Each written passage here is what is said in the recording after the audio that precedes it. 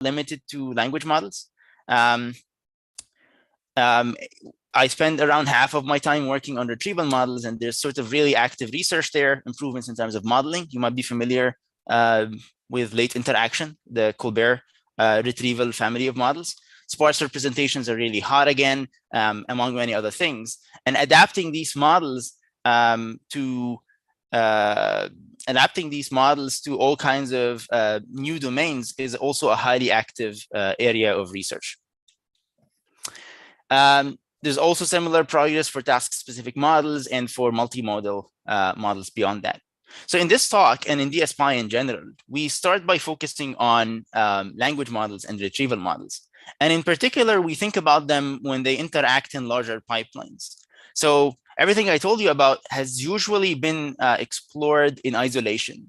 So chain of thought just thinks about, you have a language model and you want to sort of prompt it very carefully so that it thinks step by step, essentially, before committing to an output. But when you're working in a pipeline, that's a component that might be sort of used several times in interactions with multiple language models or multiple tools and whatnot. And so the general idea here is that when we want to build reliable systems based on language models, which are inherently sort of brittle and fragile, you might want to break down your problems into smaller pieces and then delegate subtasks to specialized versions of your model. So that could be specialized through prompting or fine tuning or otherwise. An example question that I like to use here is this sort of deceptively simple question from the Hotpot QA dataset, which asks how many stories or floors are in the castle that David Grigory inherited. And interestingly, to this day, although I've been using this example for a while, I'm not really aware of any language model such that you could ask this question to it and it would give you the right answer. Most models would either abstain, GPT-4 would abstain, and most smaller or older models would generally just make things up. So when we asked GPT-3.5 earlier this question, what it would say is something like, Castle Grigory has 3 stories. It sort of likes to repeat the name Grigory, giving you a very sort of plausible output, and then just makes up a number of stories there. The problem is this castle doesn't really exist. There's no castle called Castle Grigory. Of course, at this point in the literature, and in practice, it's very common to try to connect these things into pipelines with retrieval and to do some form of retrieval augmentation. So you might take this question and then bring your favorite retriever over your favorite index. So maybe ColBERT v2 over Wikipedia, and give it the question, retrieve some passages, and then use those to augment the behavior of the language model. And indeed, if you do this, a retriever like ColBERT might find this passage that talks about the number of floors in the San Grigory Hotel, given the semantic sort of and lexical overlap there. And the language model might faithfully say that San Grigory Hotel has 9 stories. So this is actually a factual statement. The problem is that it is not relevant. It's not actually answering the question we're talking about. We're not interested in San Grigory Hotel.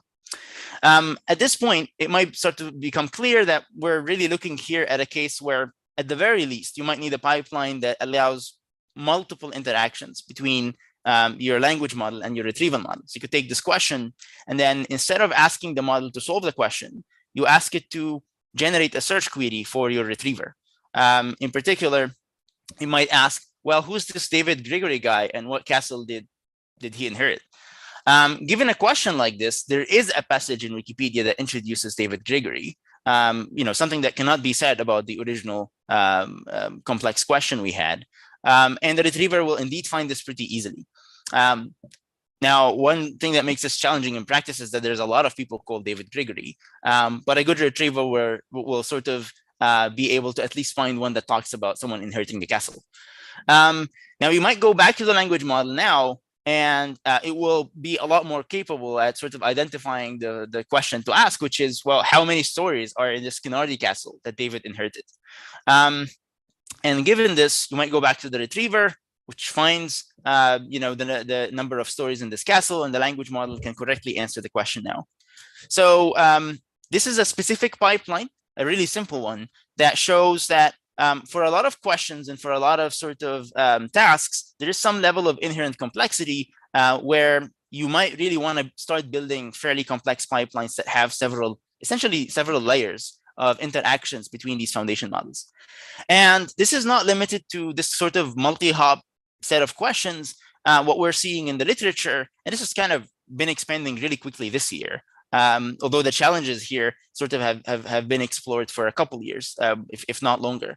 So, 2.5 or 3 years ago, we built Baleen, which is this pipeline of fine-tuned language models and retrievers, actually several of them, that answers multi-hop questions. And of course, at that point, back in early 2021, late 2020, you couldn't just prompt the models with what you wanted to do. And so the challenge back then was, how do you fine tune all of these different models for all of these stages together?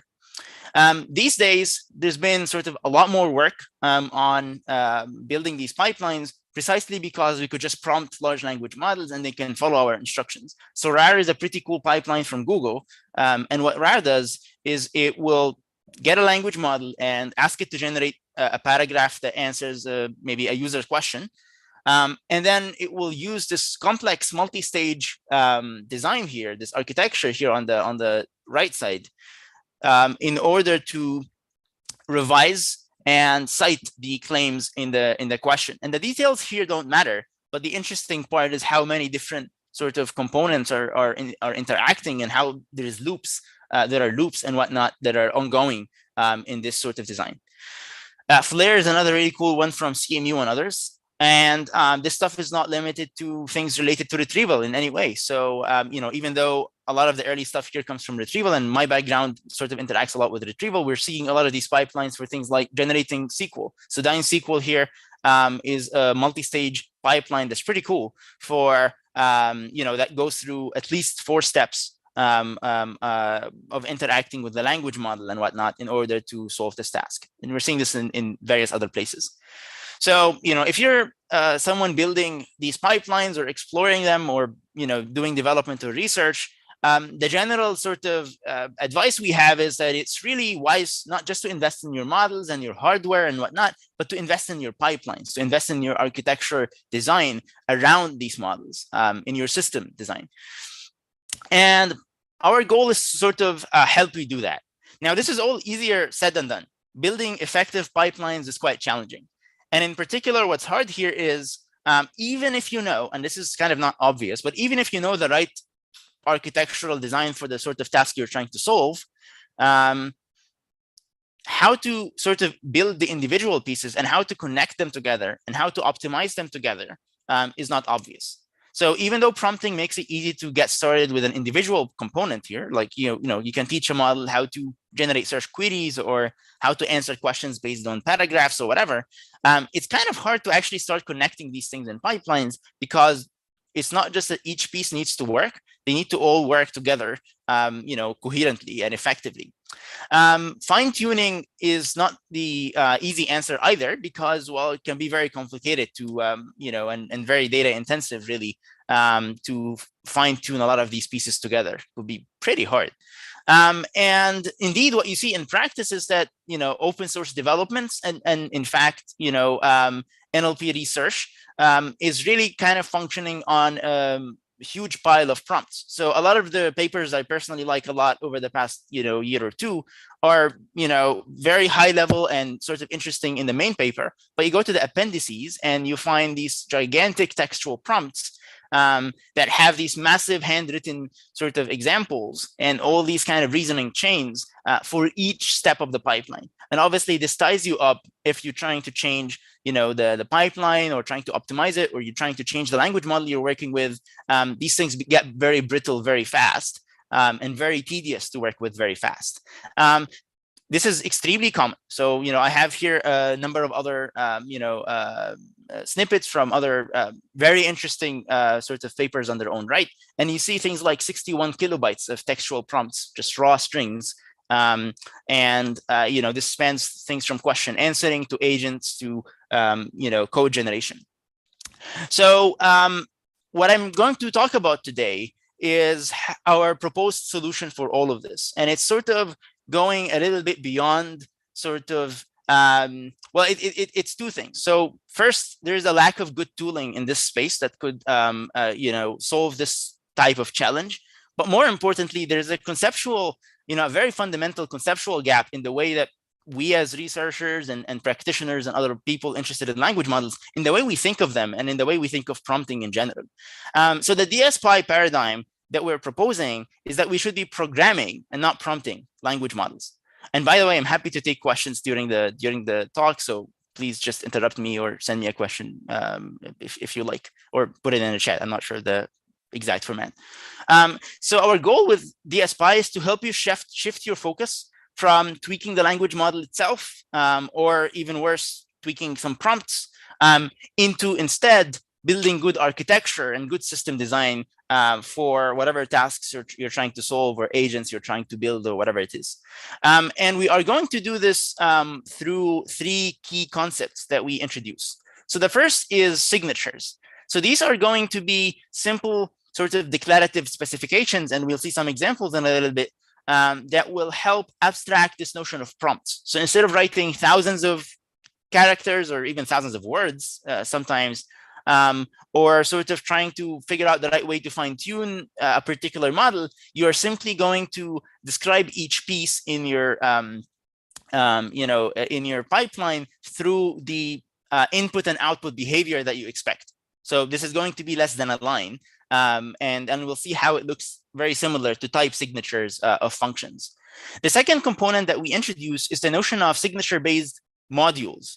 So these are going to kind of look like like layers in architectures of neural networks, where they are going to generalize prompting techniques. So instead of chain of thought being a concept that you have to apply yourself to a particular task by writing a tedious prompt that does a chain of thought, it's going to be this module, this function that can fit into any pipeline that you have and learn the behavior that is expected from it, given the signature and given the rest of the pipeline.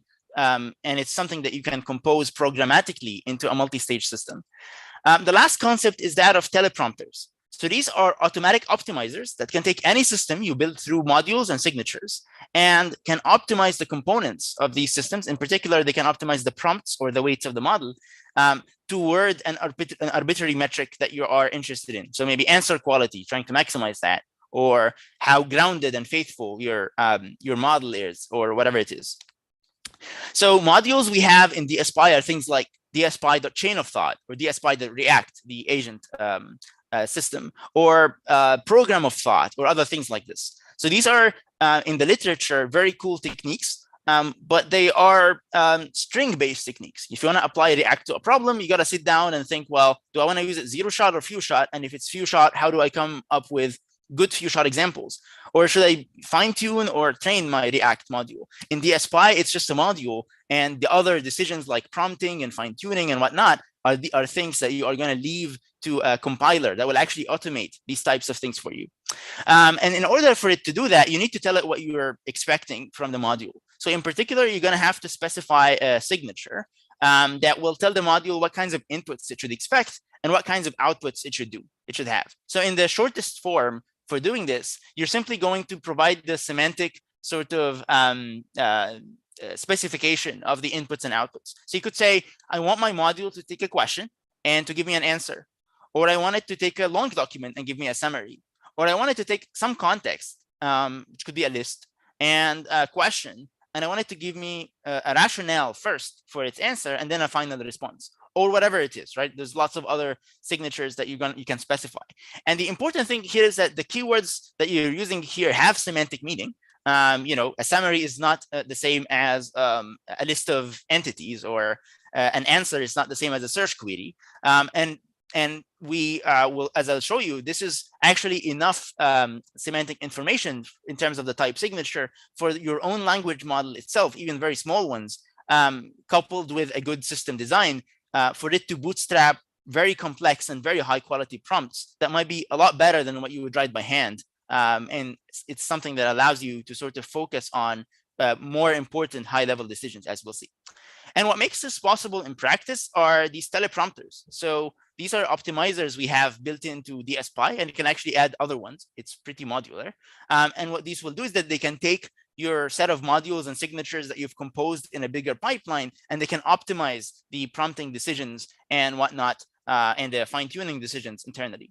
So when in doubt, if you know PyTorch you could think of DSPy as PyTorch, where the language model is your device. It's not the GPU, it's the language model that's doing the execution. And teleprompters are, well, modules are your parameterized layers, right? So instead of having linear layers and convolution layers and whatnot, you have these chain of thought or program of thought or React components. Signatures are the input-output sort of specification of behavior. And teleprompters are optimizers instead of like SGD or Adam. And as I'll show you in a little bit, this is actually a really powerful way of building pipelines of language models and other components. So let's get concrete, right? This has been fairly abstract. So let's actually look at a particular specific problem. So let's say you want to do math word problems. So you want to take questions that look something like this. And you want your system to reliably output numerical answers that look like this. So our goal here is to help you sort of approach this as a good software engineer and as a good researcher. And so in particular, we'd like to basically start small and very cleanly expand the sort of solutions that we're going to consider. So let's say we want to build a pipeline that's very simple, actually just one single stage. It's going to take our question, it's going to touch the language model once, and it's going to sort of generate a final answer. So in DSPy, this program is expressed in one line. You're just going to say, I'd like to have a module that's going to predict, the answer given the question. And well, maybe you want to do something that's a little bit more complicated. Maybe you want to do a chain of thought component. So that the way you'd express this in DSPy is, well, it's built in. So all you need to do is that, you're going to use the DSPy chain of thought module, and you're going to give it the same signature. And this gives you this program on the right. Now, at this point, you might be wondering, what does this program actually do? Like, which language model is it using? What's the prompt that's going to be used here? Or is it going to be based on fine tuning the model or whatnot? And the answer is, we haven't really specified that at all. The one thing that you will never do is, sit down and write the prompts by hand or come up with the weights for the model by hand. This is all going to happen when we're compiling, and we tell the compiler which language model we want, this thing to be compiled into, and it will come up, with the prompt for us based on the metric we specify. But I'm telling you here that this is the complete specification of a system that does this behavior. But this is 2023 and it's October, in fact. So maybe you want to do something a little bit more complex. So maybe what you want is to take the question and you want to generate not one, but 3 chains of thought, each with its own answer. And the reason for this is that, well, this might sort of gather more diverse candidate answers with different chains of thought, such that another module could look at all 3 and actually commit to some final answer accordingly. Now, this in practice, what absent something like DSPy, what you would normally do is you'd have to sit down, think about how to write the right prompt for each of these for any given model that you have, and how to make sure the 2 prompts work well together. And it's a pretty messy process. In DSPy, all you have to do is write this little piece of code. And if you're familiar with PyTorch, this might look sort of not too unfamiliar. So what you're going to do is you're going to define a class that has 2 methods. And this class is going to be your program or your sort of large module. The first method you're going to define is just initialization. And in initialization, you're going to say, well, I'd like to have 2 submodules. One module is a chain of thought submodule that takes questions and outputs answers. And obviously, because it's a chain of thought, it will also give you the chain of thought rationale. That's kind of a built-in behavior there. And the second component is a multi-chain comparison thing that will also take input questions and take the chains it will compare, as part of its design, and output an answer. Notice that you could actually tweak these signatures in any ways you want. So if you want to take a question and generate, I don't know, like a hint, you could generate a hint, or you want to generate a search query, you also could. But for the purposes of this thing, we just want to commit to answers. So in your forward function here, you're free to write any complex Python code you want. You could have exceptions or loops or recursion, whatever you want. But in this case, we're going to write something simple. So we're just going to use our modules to, in a single kind of simple chain, to predict some completions. And in particular, we're going to predict 3 completions, which are these ones. And then we're going to compare them with the compare module.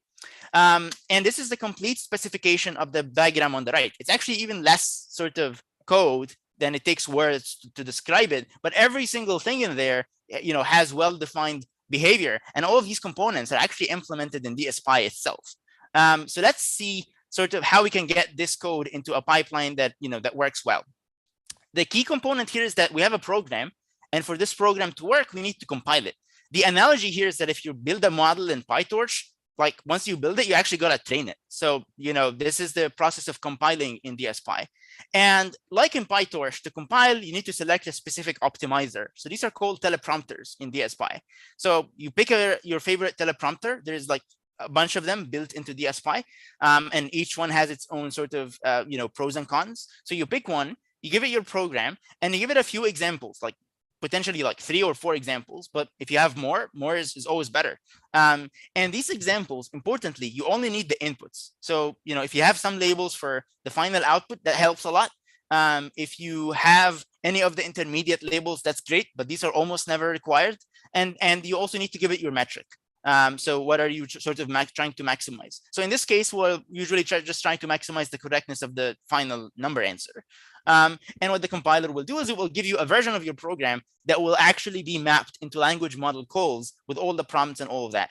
So, let's actually see this in practice. Let's say we want to take the chain of thought module, the second one we defined, and we want to compile it.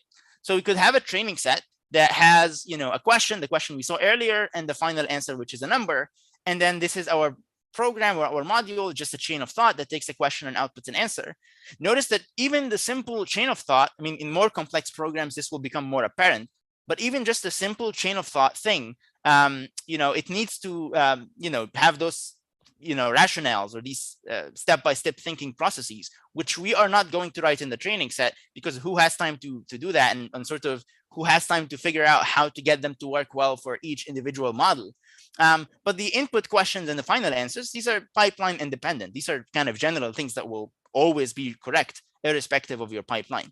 So we could have like a couple of examples here or a little bit more.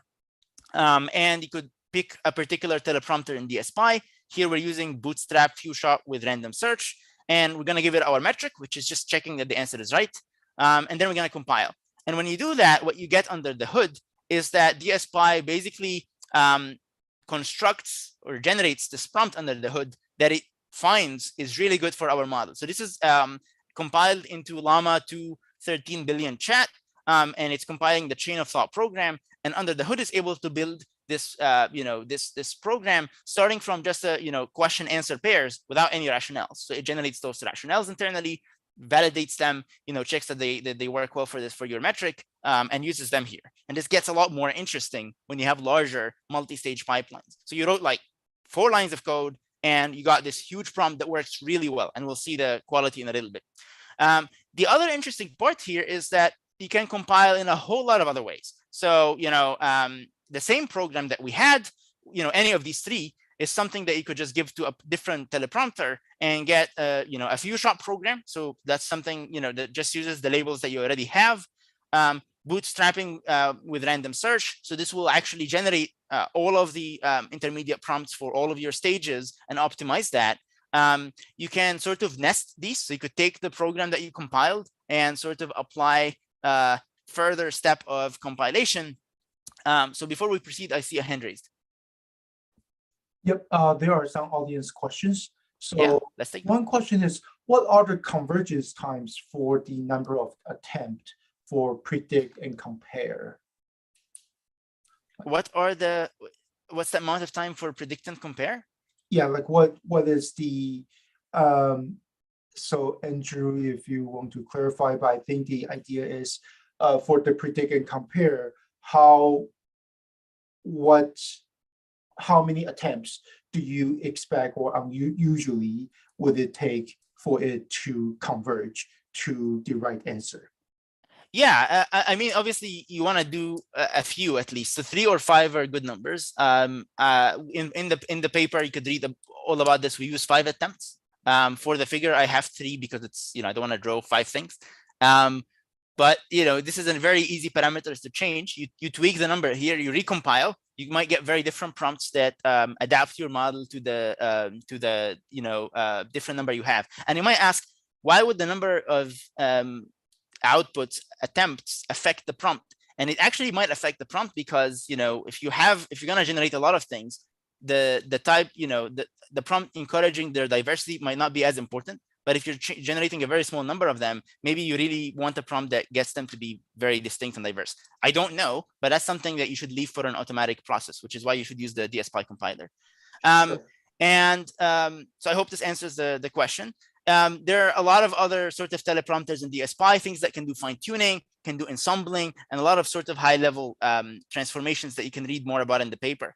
The important thing is all of these are applied over the one program that we wrote, and it can compile them into a large multitude of really high quality things under the hood. So let me actually show you this in practice. We wrote 3 programs, right? We wrote the vanilla program, the chain of thought program, and the reflection program.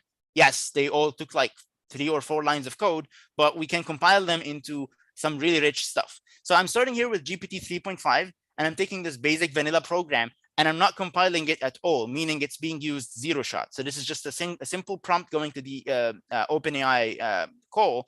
And if you test this with GPT-3.5 instruct, you get just 24% accuracy. So it's only answering 24% of the questions correctly.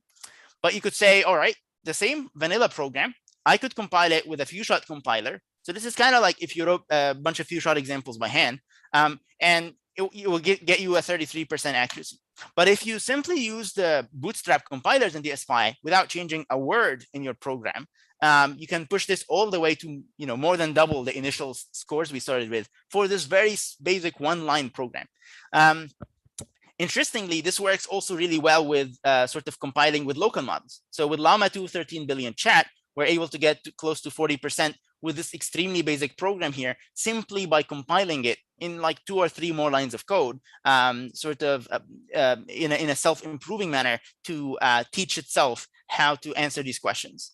If you use a slightly more advanced program like a chain of thought, again, 0 shot doesn't work too great, but and neither does few shot. But one thing that you could do is you could sort of sit down and gather or write human reasoning chains. And this will actually work a lot better than 0 shot programs and then basic few shot programs. But by applying the compilation process where it will generate its own, in this case, chains of thought, and in other cases, traces of complex pipelines, you can push this all the way into the high 80s for GPT-3.5 and into the mid 40s for Llama 2. And the reflection program is sort of has further evidence of that. When we compile it, we can take Llama2-13b-chat all the way close to 50% accuracy, which is, I think, by far the highest reported with Llama 2 through simple prompting. Yes, I'm happy to take the question. Yeah, so Dan has a question.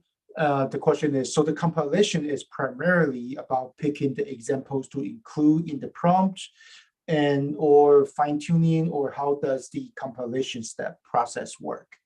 That's a great question, and it will become clearer. But no, it's not about selecting the examples. It's about, let's see if we have let me answer your question through the multi-hop stuff. So a different, right, this stuff here, we talked about a math problem. And actually, let's before we jump to that, let's answer the question directly here. So let's look at the reflection program here. What we have are 2 modules, right? One module that's going to do a chain of thought 3 times, and another module that will compare them. In our training set, we just have some questions, like a small number of them, maybe 50 questions, and their answers, their numerical answers. The problem is no one sort of has written a chain of thought for how to compare 3 chains of thought or 5 chains of thought on this data set. So if you're doing this traditionally, like if you're doing this in the literature right now, what you would do is you would sit down and pick your favorite language model and maybe open the playground there or whatever it is, and start writing a prompt that's going to have an example of how do you build a multi-chain comparison for the corresponding component to this module. In DSPy, what would happen is that we will take your sort of training questions, run them through the pipeline in various ways, potentially with high temperature and whatnot, and basically keep track of all of the intermediate stages that you're able to see through the model. And by looking at which examples are not only successful, but also helpful for improving the quality of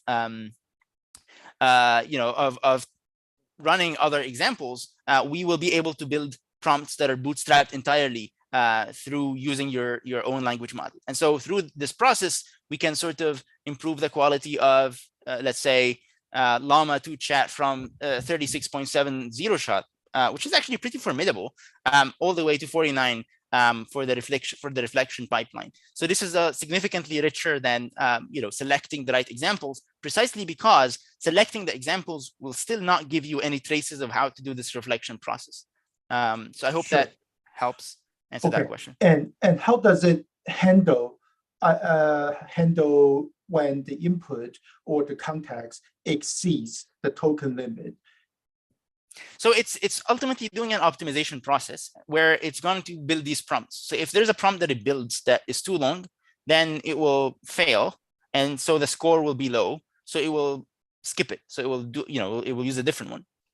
Got it. And one other quick question is that, does the compilation or the optimization process runs every single time when we execute the program, or once it's compiled, it's going to get persisted somewhere so we don't have to go through the whole compilation process again? Great question. Think of this like you're training a model in PyTorch. You could train the model every time if you like, but usually once you're done training, you just save a checkpoint and then you load it in the future. So this is exactly the design here. You could train, you could compile frequently if things are changing. And if you don't want, which is the usual case, you don't want to recompile, you just save the checkpoint and you load it later in the future, which means that you will start from the already pre-compiled version of your program. So let's actually look at a task that's a little bit richer. So that's back to the multi-hop questions with Hotpot QA. And the task looks something like this. You have questions like, which award did Gary Zucav's first book receive? And there's kind of two subcomponents to this. So we want to generate, we want to be able to find passages from from the web or from Wikipedia in this case that are going to help us answer this question. And we would also like to generate the actual correct answer in this case.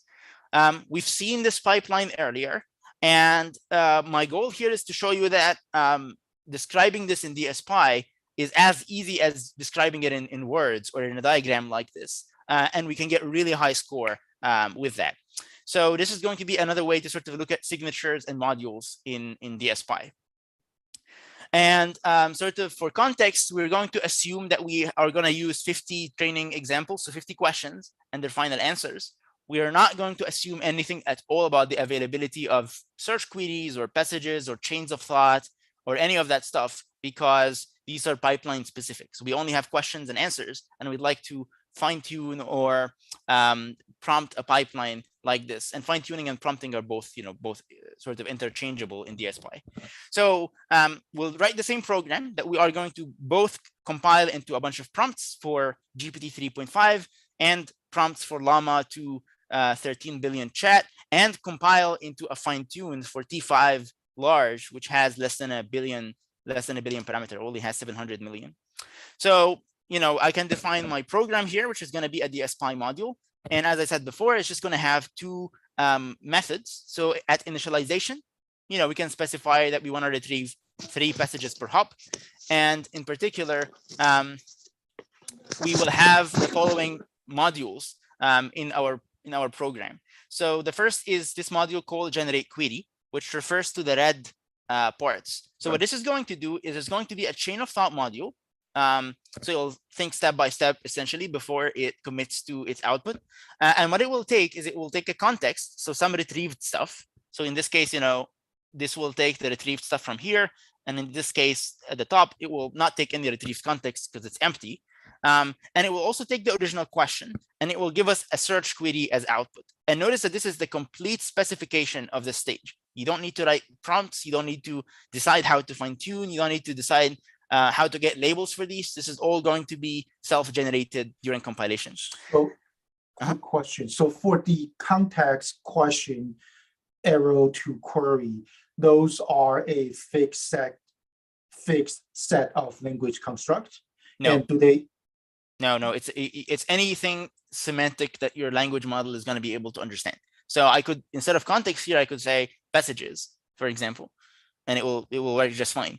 That said, you want to describe those those types in a clear and precise way, because that will ultimately sort of dictate the bootstrapping process. If you describe it poorly, compiling will probably recover anyway, because it's kind of trying to optimize the pipeline despite the bad signature. But you can think of these as type hints. So good type hints help a compiler do a good job.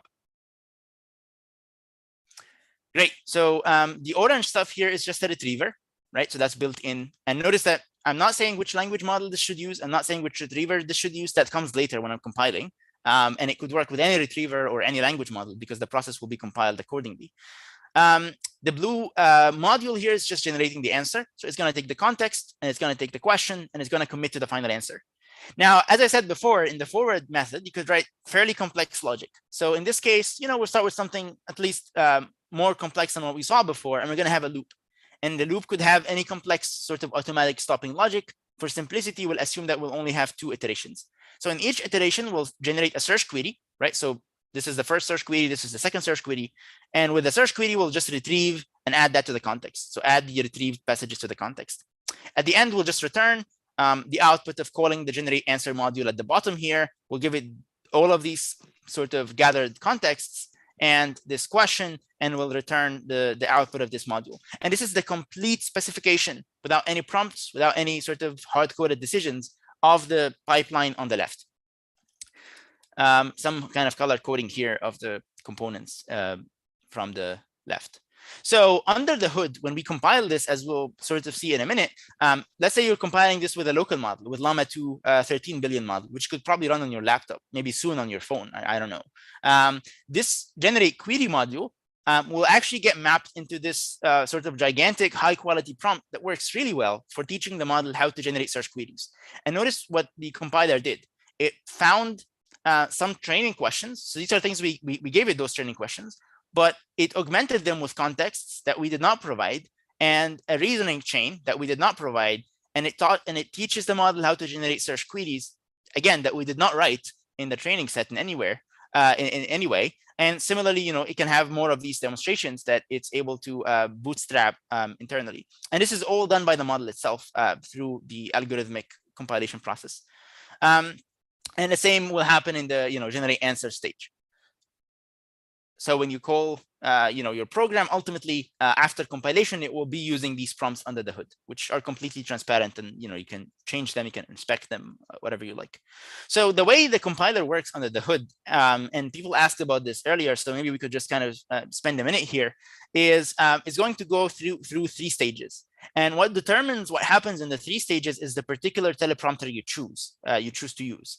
So the 3 stages are candidate generation. So first of all, to write a good few-shot prompt or to train a model, you need the actual traces of executing these modules. So that means if your module is supposed to generate a chain of thought and a query, well, we need some chains of thoughts and some queries. And so this process is going to deterministically go through your program on the training set and basically create potential traces and filter them based on whatever conditions you have in your metric. Once we have that, we have a large space of potential sort of optimization candidates that can be applied in each of your modules. And so the parameter optimization stage, which goes second, will basically work on selecting the candidates that will maximize the metric. So in this case, we're maximizing how correct the answer is, but you can imagine much more complex, and we've built much more complex things like cases where the metric you're maximizing is itself a DSPy program that's doing the evaluation. And lastly, there are sort of higher order pipeline optimizations that can be applied here, but these are kind of outside our scope today. So the question is like, okay, so there is this really clean syntax for expressing complex pipelines in a few lines of code, and it's extremely flexible because you can write whatever you like with these signatures and modules, and you can compose them basically through this very highly Pythonic sort of syntax. It's really defined by run. You write anything you like, and that defines your program. So the question is it actually effective? And we think about this in two ways. Can we ask new systematic questions that we couldn't ask before? And does it deliver large gains? So let's start with the large gains ones because it's kind of easier to look at. So what I have here in Hotpath QA is a vanilla program. And this is kind of just taking a question and generating an answer, and it's working few shot. And if you look at that, it sort of establishes a baseline of the quality of GPT 3.5 and Llama 2 13 billion on this task. Now, applying RAG is increasingly popular, and we can apply it with a chain of thought in DSPy and just like a couple of lines of code. If you compile this with a few shot teleprompter, you don't really see that big of a gains with respect to the vanilla case. Basically these models, especially in a multi-hop data set, they can't actually directly leverage all of those retrieved passages too well, especially when the passages are missing some but not all of the required information that the model already knows. But when you bootstrap, when you optimize for this, you can see that the model is able to improve itself with the same program you have, completely unchanged, to much higher scores, both for GPT 3.5 and for Llama2 13 billion chat. React agents are an interesting class of programs because agents are just simple programs in DSPy. So we have a built-in React module. And if you use it zero shot, you can see that the quality is actually not too high. If you use it with human reasoning traces, you do get significantly better or substantially better quality. But the interesting thing is if you compile by bootstrapping with the model itself, you can often actually do better than the human written traces. Because it could try a lot more things and it could optimize for your metric more directly. And interestingly, the very simple, like 10-line or maybe less multi-hop program we wrote that had like 3 modules or 2 modules is able to push these scores way higher than that, in fact. And with a model as small as Llama2 13 billion chat, just through prompting, and in fact, I think using only 50 examples for collecting these demonstrations, it's able to push the quality to 50%, noting that the examples here are simply question answer pairs. And if you take a teleprompter that works by fine tuning, you can get a model as small as T5 large, with this multi-hop pipeline to score 39% answer exact match, which is better than a React agent in this case with the human reasoning on this task with GPT 3.5. And notice that there are orders of magnitude cheaper inference going on here with a model as small as this one. This is 700 million parameters only, and passage recall of 46%, which is basically competitive with the multi-hop program with GPT 3.5. So these are some really good numbers with very small and efficient models. The other sort of question here is like, can we ask new systematic questions that we couldn't ask before or without DSPy? And the answer is absolutely yes. You see a lot in the literature or sort of on Twitter and other places. People would say things like, yeah, GPT 3.5 cannot do X, or GPT-4 cannot do X yet. And it's like, you don't know that. You just tried 1 or 2 or 3 prompts and you failed to do it. With DSPy, you could make a much more concrete claim. You could say, well, GPT 3.5 with program P under teleprompter T fails to exceed a particular score on my task. And that's a well-defined and reproducible claim because I could come back later and run your program and compile it in the same way, and I should be able to get the exact same result if the model didn't change. So this helps sort of refine the way we think about these models, as opposed to the sort of trial and error approach that's going on right now. I'm happy to take the question. Yeah, this is so cool. This is so cool. So since we are talking about optimizations, the question is then, there's 2 questions. First is how cost effective is DSPy to be applied using the proprietary LLMs like GPT-4, and how many like API completion costs does it take per optimization on average, right, or roughly? These are great questions. You almost never need to use GPT-4 if you understand your task well. If it's really open-ended and you have no idea where to start, that's different. But if you have a decent idea of what kind of system design you're after, we're showing here that you can compile with something like as small as T5 large, which is just really old and really small. With a very small training set, we only assume 200 labels here. And frankly, we could have done it with like 30 and some unlabeled questions. So what I'm trying to say is we're putting the emphasis a lot less on the size of the model and into the structure and the complexity of your development of your pipeline, and we're taking that away also from prompting and all these kinds of fragile decisions, including the specifics of fine tuning. That said, once you are working with a model like, let's say, Llama 2 or GPT 3.5, what we've seen is that with as little as like a few tens, so like on the order of 32 or 64 training examples, and maybe 5 or 6 trials,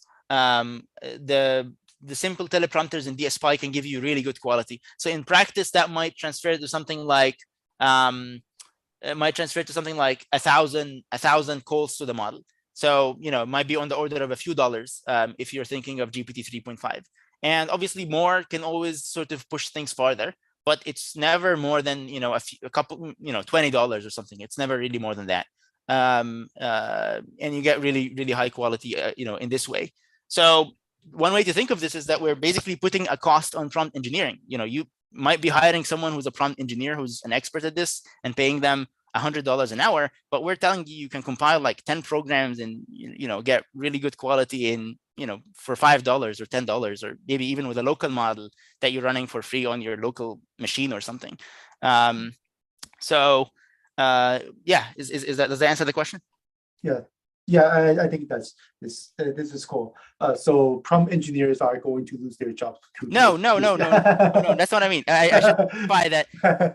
What I'm trying to say is invest in your pipelines, not in your prompts. We need your expertise to come up with the right division of the problem, right, and structure of the problem, not in your typing skills. Sure. And the same people who are doing prompt engineering now, they're going to be the experts who need to be building these pipelines.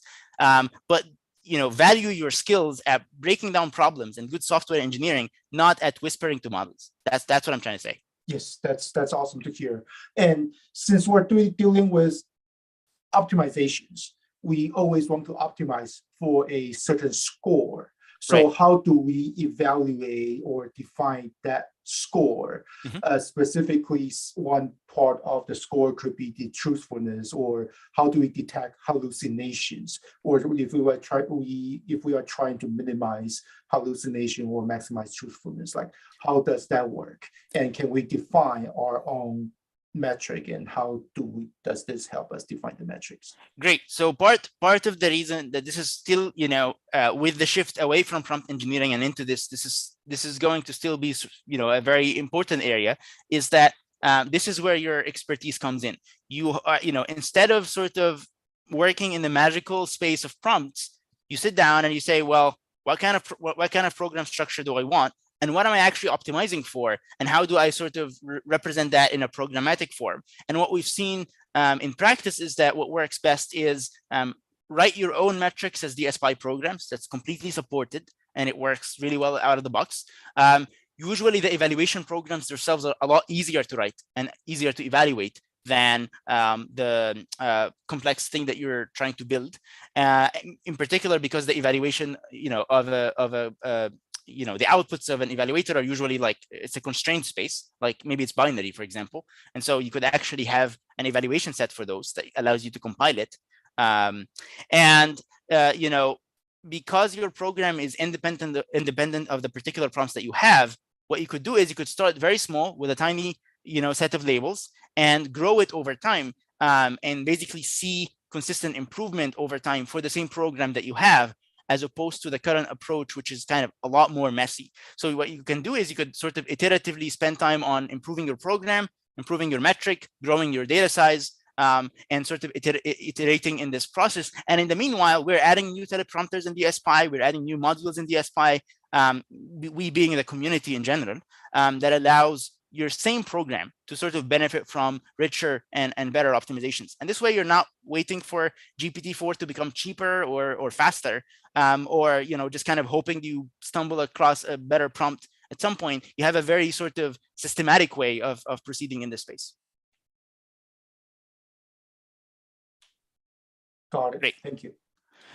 So one thing I wanted to sort of mention here is that internally, I discussed things like chain of thought, and I use it a lot. But it's important to note that in DSPy, this is a module too, and internally, it's actually really simple as well. So this is a slightly simplified implementation. But just to get the point across, all the chain of thought module is doing is it's ultimately using the basic predictor in DSPy, which takes a signature.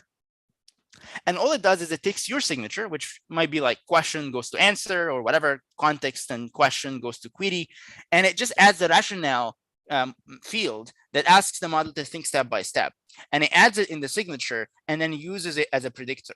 Now, you might think it's only adding 4 or 5 words to my prompt. How is that useful? But that's not true.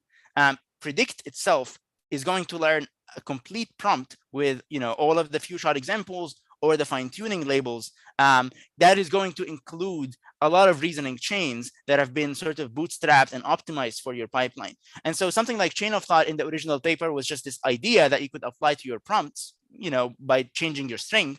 Whereas here, it's actually implemented as a module that's going to mutate your signature internally and then going to learn how to collect demonstrations of the updated signature so that you can fine-tune models or optimize or prompt models in an optimized way. So let's do some takeaways, and maybe you can take 1 or 2 questions at the end of this time.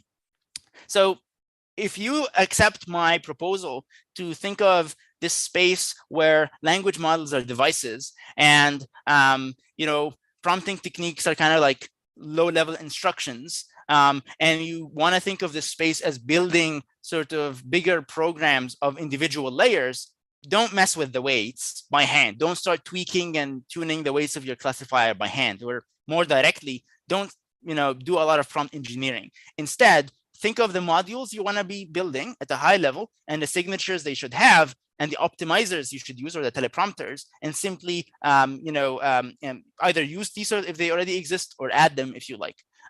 Don't expect one stage, one call to a powerful language model to do all the work. You do not need GPT-4. You do not even need GPT-3.5 for many tasks. Obviously, it depends on the task. What you actually probably will benefit most from is thinking about multi-stage sort of pipelines in which these sort of unreliable language models come together to give you reliable systems. And if you care about reproducible research or privacy or whatever other important factors, local models can go a very long way when they are compiled in the way that we discussed here in DSPy, because they might not work well zero-shot, but there are few shot prompts that get them to work well, or there are fine tunes that get them to work well with very limited resources. So you could do a lot more with that. So overall, I think that DSPy, and I hope I convinced you that it offers a very concrete way for sort of a collaborative, modular, open research sort of agenda that could compete with, and generally I expect outperform the scale is all you need sort of paradigm in large language models. This stuff is open source. The paper is also available, DSPy as well as the DSP version 1. So there's 2 papers. You might want to read both if you like, or the more recent one. And with that, maybe I can take one last question.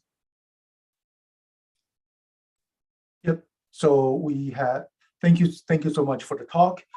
So we have one question. So is this framework robust enough to other parameters of large language models like temperature, max token, or does it take into those params into considerations when doing the compilation phase? DSPy is all about sort of automating the common and in easy workflows and allowing you to control everything that happens if you need to. So for example, when we generate, multiple answers, it will take care and like increase the temperature accordingly for the model that you're working with, but you can specify the temperature if you want. And the key thing is, once you've configured this, or it got automatically configured for you in a deterministic way, when you're compiling, that's taken into account into the optimization process. So for example, if you change the temperature and compile again, the prompts will generally change. And the reason they will change is that, what works well at low temperatures might be very different from what works well at a high temperature, especially in a pipeline. Maybe in a single prompt, it's not that big of a difference, especially in a pipeline, because there's cascading effects. So yeah, you're in charge. If you want to set the temperature, it's very easy to do that. If you want to trust the framework, you could also do that. Awesome. And since this is one last question, since this is a open source project, how do people contribute if they want to contribute, and what would be a good way to get started? Open an issue. Tell us what you want to add. email, me, for example. We have a lot of people who've sort of been adding, like I never used Pinecone or a lot of these other integrations, but people like them and add them. We've added a bunch of these recently.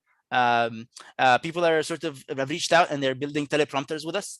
Some really cool folks. And so expect some really cool teleprompters coming soon, some cool optimizers. And you know, we would love to chat. So feel free to reach out. Awesome. Thank you very much, Omar, for giving this great talk and creating this awesome library. Yeah, thank you. I'm going to stop the recording.